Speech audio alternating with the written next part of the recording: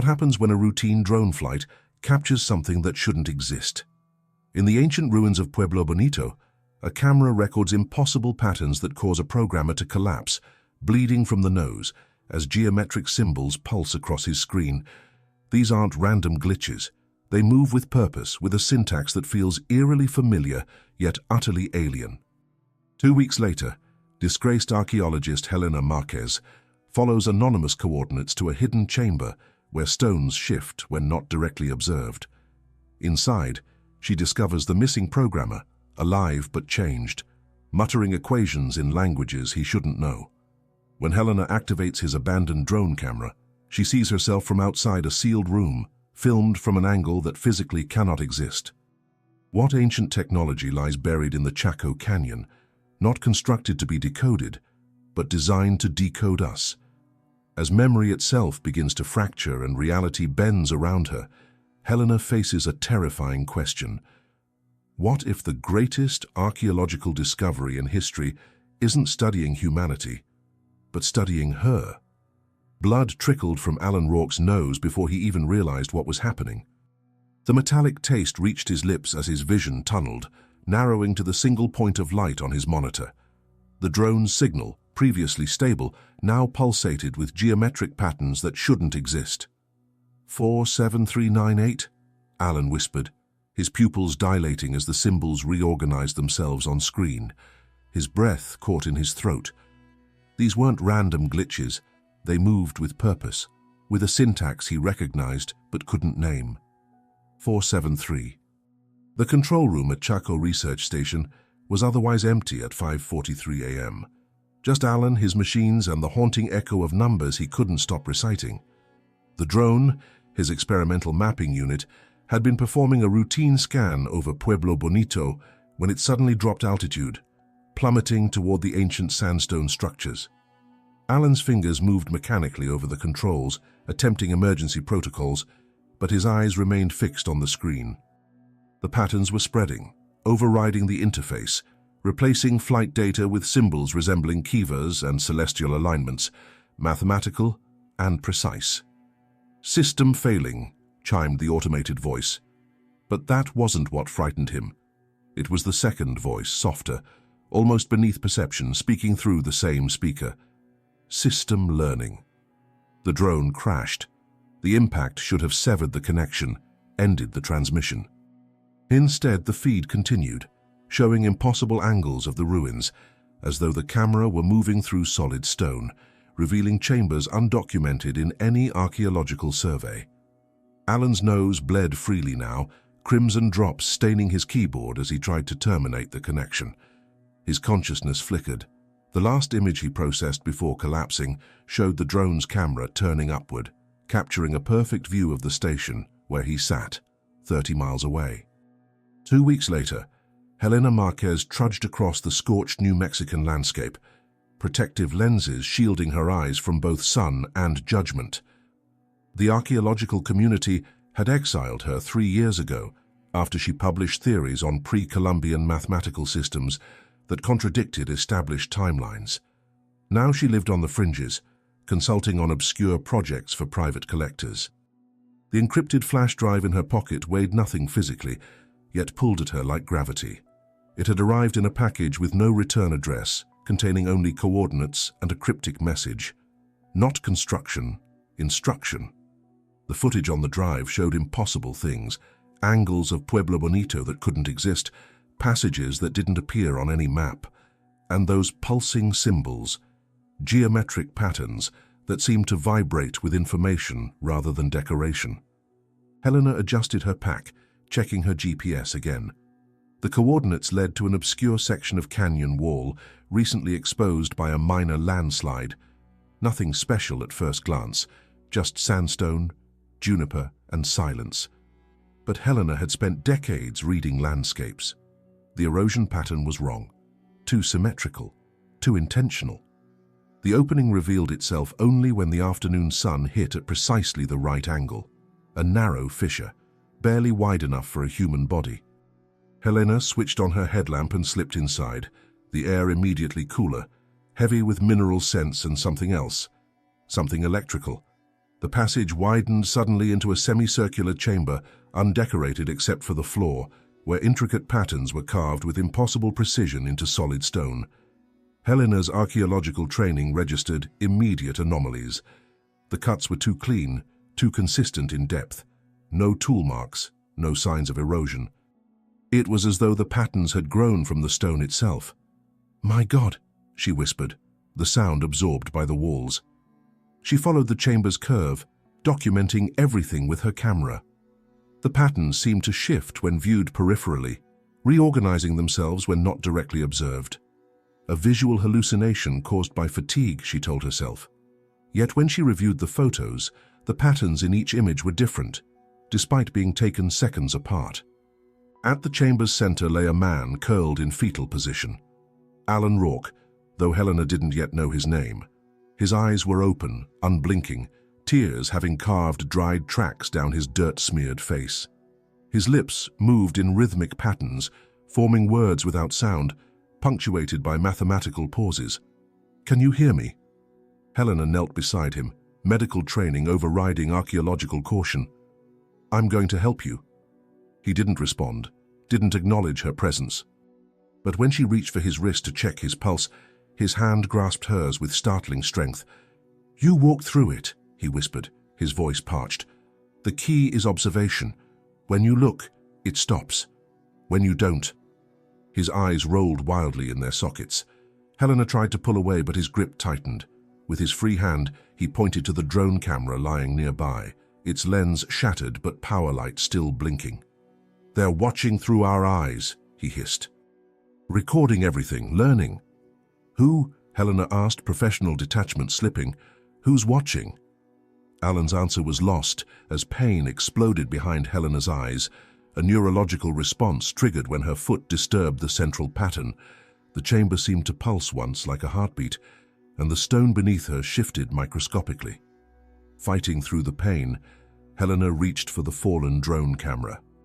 Its small display still functioned, and what she saw froze her blood. A crystal-clear feed of herself kneeling in the chamber, filmed from an impossible angle outside the sealed room. She turned the camera, scanning the walls, looking for any opening or lens that could explain the perspective. There was nothing. The feed showed only her, Alan, and the patterns, which on screen appeared different from what she saw with her naked eyes. "Not construction," Alan whispered, echoing the message that had led her here. "Instruction." Then his eyes cleared momentarily. The patterns rebuild neural pathways, reconfigure perception. They've been waiting for someone to find them. "What are they?" Helena asked, scientific curiosity momentarily overriding fear. Alan's gaze locked with hers, sudden clarity breaking through his delirium. "Not what," he corrected, blood beginning to trickle from his nose again. "When?" "They're from when humans weren't the only ones who built with stone." The chamber pulsed again, stronger this time. The patterns on the floor seemed to ripple, and Helena's headlamp flickered. When the light stabilized, Alan was unconscious again, his face slack. But the drone camera continued recording, showing Helena from behind now, though it still lay in front of her. As she backed toward the entrance, Helena realized with growing horror that whatever she was witnessing wasn't supernatural or mystical. It was technological, ancient beyond comprehension, but technological nonetheless, and it had just activated. Helena's hands trembled as she locked the door of her rented room at the Wind Whisper Lodge, a weathered establishment on the outskirts of Nagizi. 3 days had passed since her discovery in the canyon, and sleep had become a luxury she couldn't afford. Every time she closed her eyes, the geometric patterns reappeared, more intricate, more insistent. She spread her materials across the worn wooden desk, printouts of the drone footage, her field notes and grainy photocopies of regional archaeological surveys. None of them explained what she'd encountered. The local news had reported Alan Rourke's rescue, attributing his condition to dehydration and exposure. He'd been transferred to a psychiatric facility in Albuquerque, diagnosed with acute stress disorder. The official report mentioned nothing about the chamber or the patterns. A knock at the door startled her. Helena hesitated, then opened it to find Arlen Tahoma, tall, late 60s, with eyes that carried the weight of generations. He was a local historian, whose family had lived in the region since before the Spanish arrived. "You're looking for answers in the wrong places," he said without introduction, glancing at her scattered papers. His voice carried the slight rasp of someone who spent too much time in the desert. "May I?" Inside, Arlen studied Helena's photographs with unsettling calmness. He traced the patterns with a weathered finger, never touching the actual images. "The ancestral Puebloans left messages," he said finally. "Not for us, for those who look incorrectly." "What does that mean?" Helena asked. Arlen reached into his bag and produced a small wooden box. Inside lay fragments of pottery, each inscribed with symbols similar to those in the chamber. These were found in places where no one was supposed to go: sealed rooms, unmarked graves. His finger tapped one particular symbol, a series of concentric triangles. "This appears in healing sand paintings, but enlarged, organized in sequence. Never seen together like in your photos." Helena's scientific skepticism battled with what she'd witnessed. "These patterns, they're not decorative, are they?" "No more than written words are decorative," Arlen replied. "This isn't art, it's syntax, visual communication." He pointed to the minute variations between symbols. "Designed to be processed by the eyes and body, not the logical mind." Helena pulled up the drone footage on her laptop. Frame by frame, they analyzed the patterns, slowing the video to catch subtle shifts. "There," Arlen pointed. "The stones move." He wasn't wrong. Almost imperceptible micro-movements occurred when no one was watching directly. Tiny calibrations like a circuit activating. "The elders speak of the Salto na Ta'ani, those who carried the sky in their eyes," Arlen said quietly. "They disappeared after seeing too much." Helena felt cold despite the room's warmth. "Like Alan Rourke?" "Perhaps. Where is he now?" "Desert Pines Psychiatric Center. I tried visiting yesterday, but they wouldn't let me in." Arlen's expression darkened. "We should go, now." The facility was clinical, sterile, a stark contrast to the ancient mystery they pursued. Helena used her academic credentials to gain access, claiming research purposes. Alan's room was bare except for a bed and chair. He sat motionless, staring at the blank wall. When they entered, he didn't react. "Mr. Rourke," Helena approached carefully. "I'm Dr. Marquez. I found you in—" "Helena," Alan interrupted, voice barely audible. His eyes remained fixed on the wall, yet he spoke her name before she'd introduced herself. Arlen stepped forward. "What did you see in the chamber, Mr. Rourke?" Alan's head turned slowly, mechanically. "Instructions for rebuilding perception, not meant for us. We're not compatible. It changes how you see." Helena moved closer. "What changes? The patterns?" "Everything," Alan whispered. His pupils dilated, contracted. "They're inside now, rewriting." As they left, Helena caught her reflection in the window. For a fleeting moment, she saw the patterns from the chamber floor superimposed over her eyes, a ghostly afterimage that vanished when she blinked. Outside, Arlen gripped her arm. "The old records speak of symbols that install themselves in the mind, patterns that change how one remembers." "That's impossible," Helena protested weakly. "Is it?" Arlen's voice was grave. "You've had memory lapses since the chamber, haven't you? Moments where reality seems overwritten." Helena felt the blood drain from her face. She hadn't told anyone about the gaps in her memory, hours missing from her days, conversations she couldn't recall having. What had begun as archaeological curiosity was transforming into something far more personal, a struggle to preserve her own identity against an ancient technology that seemed designed to reshape human perception itself. The equinox dawn painted the canyon walls in amber light as Helena, Arlen, and Dr. Clara Esquivel made their way back to the chamber. Clara, a neuroscientist specializing in cognitive interfaces, had arrived from Stanford the previous night, equipment in tow and skepticism firmly intact. "I still think you're describing a form of mass hallucination," Clara said, adjusting her pack. The portable EEG machine inside clicked against her spare batteries. "Environmental factors can trigger shared perceptual anomalies." Helena said nothing. Scientific explanations had comforted her once.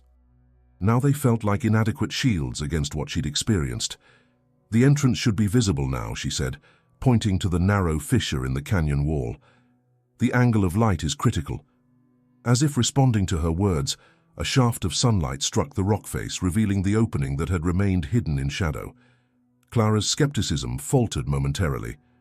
"That's unusually precise solar alignment." "Many ancestral Puebloan structures incorporate celestial markers," Arlen explained. "But this is different. Most alignments mark calendrical events. This one conceals." The chamber felt smaller than Helena remembered. The geometric patterns on the floor pulsed with subtle intensity in the filtered light. Clara immediately began setting up monitoring equipment, her movements precise and methodical. "These patterns resemble interfaces used in advanced neurofeedback systems," she noted, attaching sensors to the chamber walls. "The repetition and variation create what we call entrainment pathways in neural networks." Arlen moved carefully around the perimeter, never stepping directly on any pattern. "There," he pointed to a section of wall previously hidden in darkness. "The equinox light reveals more." A new compartment had opened, not through any mechanical means, but through the precise alignment of light that made previously invisible details apparent. Inside, a structure of obsidian and copper stood like a technological altar, embedded with a material none of them recognized, neither stone nor metal, with a surface that rippled like disturbed water. "Don't touch it," Helena warned, but Clara had already extended her hand. The material responded immediately, emitting pulses of heat and color that synchronized with Clara's heartbeat. Her monitoring equipment spiked, readings jumping off the charts. "It's mimicking brainwave patterns," Clara whispered, professional detachment cracking. "Delta waves, then theta. Exactly like human trauma response." Helena documented everything, fighting the sensation that the chamber was documenting her in return. "It's responding to presence, not touch." "Not just presence," Arlen corrected. "Emotional state. Look." The patterns intensified near Clara, whose scientific curiosity radiated from her posture. They dimmed near Arlen, who maintained careful emotional neutrality. Around Helena, they shifted constantly, mirroring her internal conflict. That night in their makeshift camp outside the canyon, Helena woke to sounds that weren't there. Not external noises, but memories playing back with altered details. Conversations with people she'd never met, childhood experiences in places she'd never been. "It's happening to you too," Clara said, startling Helena. The scientist sat at the camp table, illuminated by laptop light. Her usual composure had fractured. "The artifact isn't an analysis machine.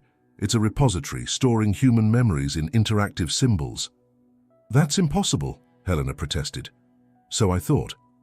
Clara turned her laptop. "I've been analyzing data from the chamber. The patterns don't generate information. They absorb it. What we're seeing is architecture for mental fossils." Arlen joined them, looking haggard. The first European explorers of the canyon recorded similar delusions. All were discredited or disappeared. He spread weathered documents on the table. "What we found wasn't built to be deciphered. It was built to be forgotten." The team began to fracture. Clara isolated herself with data. Helena's memory lapses intensified. Arlen questioned his own ancestral knowledge. "It's not about understanding," Clara said during a rare moment of clarity. "It's about containment. The structure doesn't preserve artifacts. It preserves emotional states." "But why?" Helena asked. Clara's gaze drifted toward the canyon. "Perhaps some experiences are too dangerous to remember directly. They need to be encoded, externalized, like trauma therapy, but for civilization." Helena realized with growing dread that they hadn't discovered an archaeological treasure. They'd breached a psychological quarantine, a technology designed not to communicate knowledge, but to safely contain experiences too destabilizing for human consciousness. The question wasn't what they had found, but what they had released. Helena stared at her journal, fingers tracing words she didn't remember writing.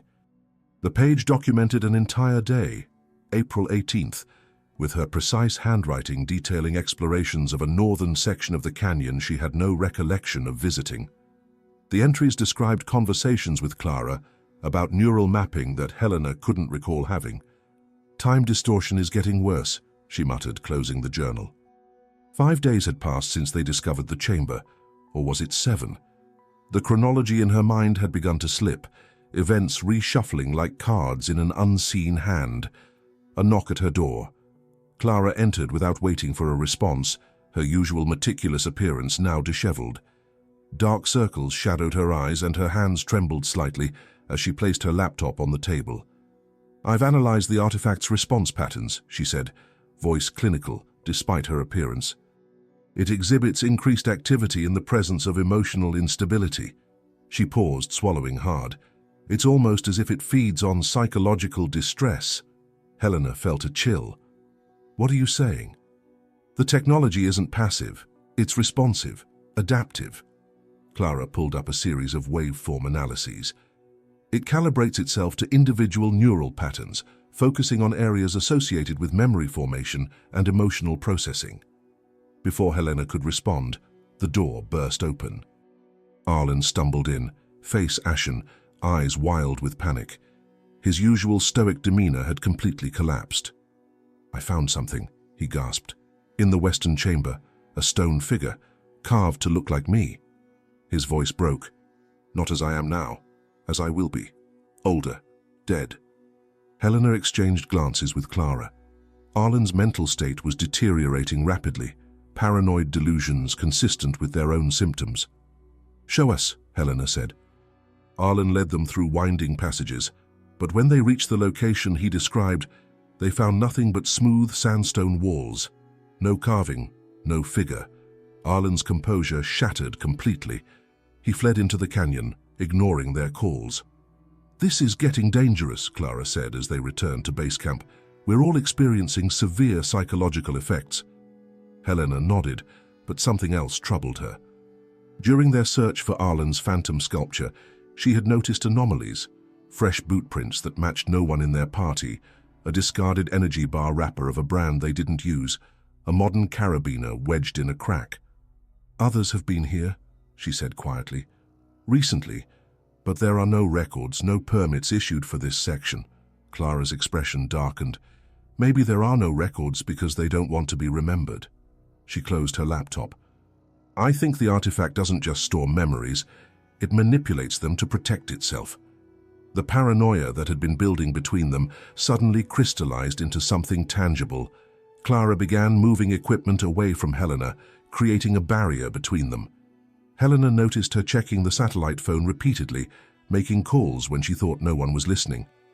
"You don't trust me anymore," Helena observed. Clara didn't deny it. "Your affected areas are different from mine. Your neural scans show deeper integration with the patterns. I think you're compromised. And I think you're trying to isolate the discovery," Helena countered, surprised by the accusation in her own voice. "Academic glory is quite the motivator, isn't it, Doctor?" The tension between them stretched taut as a wire, trust already fragile, now completely fractured. That night, moonlight illuminated the canyon walls, revealing shadows where there should be none. Helena followed the shifting darkness to a new section of the chamber that had remained hidden. Inside, circular symbols arranged in complex sequences displayed what appeared to be projections of human decision trees, branching possibilities like a visual representation of choices made and unmade. Helena gasped as she recognized herself within one sequence, speaking words she'd never said, interacting with people she'd never met. It wasn't just memory storage. The technology captured potentialities, roads not taken, choices avoided, lives unlived. "It wasn't built for use," she whispered to the empty chamber. "It's a mirror for what never happened." When she returned to camp, Clara was gone. Her equipment remained, screens displaying Helena's neural patterns alongside a message. "The patterns have integrated with your visual cortex. You're seeing what it wants you to see." The question that haunted Helena wasn't whether she could trust Clara or Arlen anymore, but whether she could trust her own perception of reality. Morning light illuminated a section of the chamber wall Helena hadn't noticed before, a ceremonial painting partially obscured by centuries of mineral deposits. She photographed it from multiple angles, then used specialized imaging software to enhance the faded pigments. Hidden within the intricate design were coordinates, rendered in a mathematical system that predated modern cartography but followed the same principles. "Clara," Helena called, momentarily forgetting their fractured trust. "You need to see this." Clara emerged from her makeshift lab tent, reluctance evident in her rigid posture. Despite their growing paranoia, scientific curiosity temporarily bridged the chasm between them. "These coordinates point north of the documented ruins," Clara observed, comparing the painting's data with modern maps. "That section isn't on any archaeological survey." "Because it doesn't officially exist," Helena replied, pulling up restricted geological surveys she'd accessed through academic channels. "Look at this, a 1923 military order redacting all references to a northern extension called Kin Anka from official records." Clara's skepticism faltered. "Why would the military conceal archaeological information?" "That's what we're going to find out." They found Arlen wandering near the base camp, his normally composed demeanor now erratic. He muttered numbers in sequences that matched the brainwave frequencies Clara had recorded during trauma responses. Despite his unstable condition, his knowledge remained their best guide to the region's hidden history. "Kain Anka," he repeated when Helena mentioned the name. "The place of counted light. It's not in our stories because it was deliberately forgotten." Using ground-penetrating radar, they located the buried settlement half a mile north. Layers of deliberately placed earth-concealed structures that should have been prominent landmarks. More disturbing were the magnetic anomalies detected beneath, perfectly aligned formations that corresponded to star patterns that no longer existed in the night sky. These alignments reference stellar configurations from approximately 13,000 years ago, Clara noted, her scientific precision temporarily overriding her psychological distress. Stars that have since gone supernova or shifted position. They began careful excavation of the least disturbed section. What they uncovered defied conventional archaeology, walls inscribed with concentric spiral patterns that created optical illusions when viewed in sequence. The designs only made sense when perceived in motion, like static frames of an animation meant to be seen by a moving observer. "These aren't decorative," Clara said, attaching sensors to the patterns. "Each symbol stimulates specific neural regions, particularly those associated with moral decision-making and emotions related to loss." "They're not just storing information," Helena realized. "They're preserving emotional states, human dilemmas encoded in stone." "A kind of empathic prison," Clara whispered. "Not for bodies, but for choices that never materialized." In a chamber deeper within the buried city, Helena discovered inscriptions in an unknown language, with structures resembling ancient Hopi. One phrase appeared repeatedly throughout the complex: "To remember, one must first forget." The implication chilled her. The artifact wasn't just recording memories, it was processing and distorting them to create emotional resonance with future visitors. The entire city functioned as a mechanism for emotional warning, preserving the psychological impact of decisions rather than their factual outcomes. Clara grew increasingly agitated as she translated portions of the text. "These descriptions match my childhood memories," she said, voice trembling, "but that's impossible. I grew up in Connecticut, not the Southwest." "What if your memories aren't yours?" Helena suggested carefully. "What if I was never really a scientist?" Clara's professional facade crumbled completely. "What if that identity was constructed from fragments stored here? What if I'm just an echo?" The existential horror of that possibility spread between them like contagion. If the technology could implant false memories convincingly enough to create entire identities, then who were they really? What parts of themselves could they trust? As twilight descended, Helena examined artifacts they'd catalogued from the hidden city. Each piece pointed toward a technology designed not for physical manipulation, but psychological integration, tools for capturing, processing, and transferring emotional experiences across vast distances of time. Not advanced technology in the conventional sense, but a different evolutionary path entirely, one that prioritized emotional transmission over mechanical function. The builders hadn't sought to conquer nature through machines. They had developed a science of encapsulating consciousness itself within physical forms. They weren't trying to communicate facts, Helena told Clara, as night fell over the excavation. They were preserving emotional truths, the experiences that define humanity across all cultures and eras. But why? Clara asked, her scientific detachment now completely abandoned. Helena stared at the spiraling patterns on the chamber walls, feeling them resonate with something deep within her consciousness. Because some lessons can only be learned through emotional experience, and some experiences are too devastating to endure directly. Day and night blurred together as the narrative of their discovery unraveled into contradicting accounts. Helena reviewed the video logs from their first week of exploration, finding discrepancies that couldn't be explained by equipment malfunction. In one recording, Clara described the chamber's eastern wall as containing hydraulic mechanisms. In another, from the same day, she insisted no such features existed. Arlen's field notes placed him at the north excavation site during an afternoon when Helena clearly remembered him analyzing artifacts at base camp. Her own journal entries described conversations that the video record showed never occurred. "We're experiencing temporal dissociation," Clara said during a rare moment of clarity. They sat at the makeshift lab, 3 separate documentation systems running simultaneously to catch discrepancies. "Our memories are being overwritten in real time." "By what?" Helena asked. "Not what. Who?" Clara's hands shook as she activated a recording device. "I need to document this while I'm still myself." She took a deep breath. "I believe I'm experiencing implanted consciousness. My memories feel borrowed, like I'm living someone else's recollection." Helena watched Clara's confession with growing unease. The scientist described sensations of depersonalization, feeling that her scientific knowledge and even her identity had been installed rather than developed organically. "Yesterday I found childhood photographs in my personal files that I don't remember taking," Clara continued. "People I can name but don't recognize emotionally. It's as if my entire backstory has been constructed." After recording, Clara retreated to the perimeter of the camp, refusing further interaction. Helena found Arlen inside a ruined structure, surrounded by charcoal sketches of himself at different ages, some showing him in situations he couldn't possibly have experienced. "They're watching," he whispered, eyes darting to corners of the room.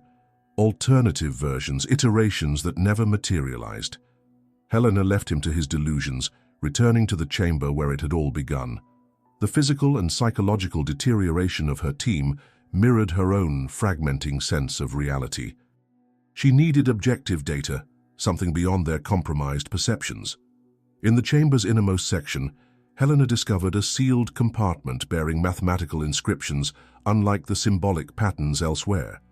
These were pure mathematics, Ulam spirals, geometric progressions, and fractal symmetries that transcended cultural symbolism. The equations existed independently of human interpretation, suggesting objective reality rather than perceptual manipulation. The calculations pointed to a singular conclusion. The artifact wasn't designed to solve puzzles, but to replicate specific psychological conditions. It functioned like a machine that taught suffering, guilt, and loss, not through cruelty, but because these emotions formed a bridge between different forms of consciousness, a cultural translation device that used empathy as its interface. Helena mapped each component of the system, seeing how the entire structure functioned as an emotional circuit, capturing, processing, and transferring psychological states. The technology wasn't primitive compared to modern standards. It had evolved along an entirely different axis of development, prioritizing emotional communication over mechanical efficiency. When she returned to camp, Clara had vanished. Her tent remained, equipment still running, but the scientist herself was gone. A handwritten journal lay open on her cot, the final entry reading, "I've been forgotten, now I belong to what never happened." Helena searched frantically, finding no trace of Clara in the surrounding area. Arlen returned at dusk. His mental state further deteriorated. He spoke of hearing Clara's voice from inside the stone itself, claiming the structure had absorbed her. "We need to destroy it," Helena said, desperation overwhelming scientific caution. "Whatever this technology is, it's destabilizing our minds." She gathered demolition tools from their equipment cache, hammers, drills, even small explosive charges used for geological sampling. But at the chamber entrance, every tool malfunctioned. Hammerheads broke off handles, drill bits dulled instantly. Electronic devices lost power. The structure reconfigured itself against destruction, adapting like a living organism protecting vital functions. It wasn't merely passive architecture, but an active system designed for self-preservation. Arlen watched her failed attempts with knowing eyes. "You can't destroy it because it's already inside you," he said, suddenly lucid. "The patterns have replicated in your neural pathways. Breaking the stone won't break the connection." He approached her, calmer than he'd been in days, and showed her an ancient painting discovered in a hidden alcove. "There's another way. A sequence that might reset everything or make it permanent." He traced a symbolic pattern that matched equations from the sealed mathematical chamber. "What will it do?" Helena asked. "Activate the core system," Arlen replied. "Either erase what's been done to our minds or imprint the experience permanently into human consciousness. The choice is impossible. That's why it requires human decision." Helena stared at the pattern, understanding the terrible weight of the decision. The technology hadn't been designed as a weapon or tool, but as a test, a moral crucible that forced impossible choices between equally devastating outcomes. Helena stood at the entrance to the chamber, retracing every step that had led her to this moment. Each decision now felt predetermined, echoing choices made countless times before. The walls, once merely archaeological curiosities, now displayed her own thoughts in symbolic form. The structure recording her mental processes in real time, like a mirror reflecting not her physical form, but her cognitive patterns. "It's been waiting for this," Arlen said, his voice calmer than it had been in days. The psychological fragmentation that had plagued him seemed to crystallize into a terrible clarity. Every visitor leaves a trace. Every decision creates a new branch. Helena studied the activation sequence he'd discovered. What happens if we initiate this? The ancient texts suggest it would sacrifice individual memory to heal collective trauma, Arlen replied, his gaze fixed on symbols that pulsed in response to his attention. Our personal experiences would be absorbed into the system, anonymized, processed, and redistributed across human consciousness. "That's not science," Helena protested weakly. "That's philosophical speculation." "Is it?" Arlen gestured to the walls where their conversations appeared in symbolic representation almost before they were spoken. "What if human free will is the illusion? What if every decision we think we make independently is actually influenced by emotional patterns established millennia ago?" The implications chilled Helena. If the technology could map and manipulate human emotional response, it threatened the very foundation of autonomous choice. Yet destroying it might erase crucial historical knowledge, perhaps even sever connections to emotional patterns necessary for human empathy. They made their way through narrowing passages toward the central chamber. Helena catalogued each symbol they passed, noticing how the patterns had evolved since their first visit. The system wasn't static. It learned, adapted, incorporated new information with each human interaction. In the heart of the structure, light projected through precisely aligned apertures created a rudimentary holographic display, not of the canyon, but of human cognitive architecture. Each symbol represented a universal emotional node: loss, birth, betrayal, love, decision. The mapping suggested the structure wasn't merely archaeological, but functioned as an emotional translator between humans and something older than language, not supernatural, but alien in its emotional framework. This is why Clara disappeared, Helena realized. She integrated too deeply with the system. Her consciousness became part of the pattern library. Or perhaps she saw the truth and chose to join it, Arlen countered. What if this technology represents the only genuine communication possible between fundamentally different forms of consciousness?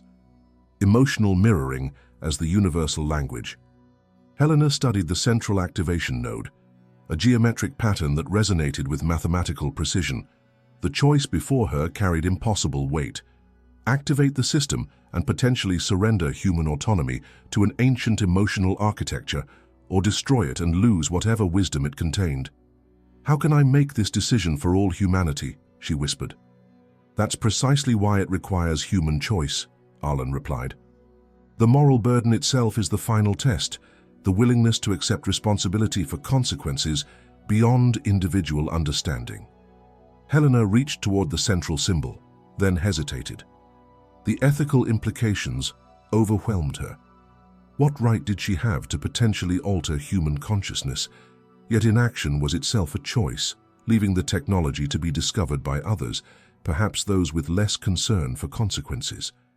Arlen stepped forward, placing his hand directly on the central node.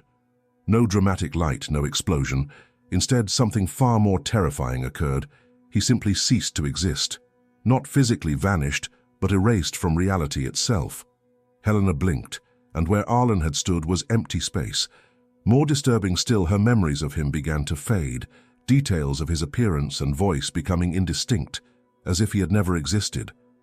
Helena checked her phone. Photos they had taken together now showed her alone. Video recordings no longer contained his voice. Documentation of their expedition listed only Helena and Clara as team members. The erasure was complete and retroactive, altering not just present reality but past records. Alone in the chamber, Helena faced the central node with newfound terror. The technology didn't just record or influence memory. It could rewrite reality itself, editing human experience at its most fundamental level. The machine wasn't waiting for activation. It was waiting for a specific decision, a particular emotional state that would complete its programming. She saw her own reflection in the polished surface of the node, but with eyes that weren't hers, expressing determination she didn't feel. The machine was projecting a version of herself that had already made the choice, already accepted the consequences. Tears streamed down Helena's face, not from fear, but from the profound understanding that her choice had already been made long before she entered the chamber. Free will was the final illusion the technology sought to preserve, even as it systematically dismantled it. 3 days after the incident at the canyon, a pickup truck driver discovered Helena Marquez wandering along Route 57 near Nageezi. Disoriented and dehydrated, her clothes were covered in fine dust, her eyes vacant. The hospital in Farmington admitted her with symptoms of severe dissociative amnesia and abnormal brain activity in regions associated with memory processing and identity formation. When she finally regained consciousness, Helena stared at the attending physician with no recognition. "Can you tell me your name?" the doctor asked gently. Her lips moved, but the sound that emerged wasn't Helena. Instead, she spoke a phrase in ancient Pueblo language that roughly translated to, "the one who carries what others forget." The medical staff ran comprehensive tests, MRIs, EEGs, cognitive assessments. The results defied conventional diagnosis. Her neural pathways showed patterns consistent with someone who had experienced multiple lifetimes of memories superimposed simultaneously. When questioned about the canyon expedition, she responded with eerie simplicity. "There was nothing there," she said, voice flat. "Just stone and wind." Dr. Reyes, the neurologist assigned to her case, recorded their sessions. During the third interview, Helena briefly seemed to recognize her own name, but then shook her head. "That person collected fragments," she said. "I am what remained after the collection was complete." The archaeological community launched an investigation into the unexplained abandonment of the expedition. Equipment left at the base camp showed no signs of disturbance. GPS data indicated the team had explored an area devoid of significant ruins, according to official surveys. No evidence supported Helena's initial reports of chambers or technology. Yet inconsistencies emerged. A NASA satellite passing over the region had malfunctioned 3 weeks earlier, dumping partial data before crashing. Online forums began circulating enhanced imagery from this data dump, showing structural formations that matched no known archaeological site in the canyon. The coordinates aligned precisely with Helena's last documented GPS position. Anonymous users claimed these structures represented Kin Anka, a name absent from archaeological records. When experts were consulted, they uniformly denied knowledge of such a location, despite publication records showing several had previously referenced it in now missing papers. At the university where Helena had worked, digital archives containing personnel files for the expedition team showed corrupted data. IT specialists recovered fragments, video clips showing Helena standing before what appeared to be a geometric structure, saying, "Pain is what connects us." Most disturbing was the complete absence of records for Clara Esquivel and Arlen Tahoma. Their academic credentials, publication histories, and even social media presences had vanished. When Helena was shown photographs that purportedly included them, she saw only empty spaces beside her own image. While the scientific community debated explanations ranging from mass delusion to elaborate hoax, a more unsettling development occurred. The drone that had initiated the entire sequence, the one Alan Rourke had been operating, activated spontaneously at Pueblo Bonito during a routine tourist flyover restriction test. Its camera feed, monitored by park rangers, displayed the same pulsating pattern of geometric symbols that had appeared in the first incident. This time, however, the patterns evolved in real time, adapting to whoever watched the footage.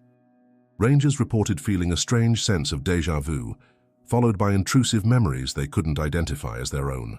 The feed cut off after displaying a message, initiating new emotional registration cycle. The final frame showed a reflective surface that captured the image of whoever viewed it, the observer becoming the observed in a perfect loop of perception. Alan Rourke, still under psychiatric care, screamed for hours when shown the reactivated drone footage.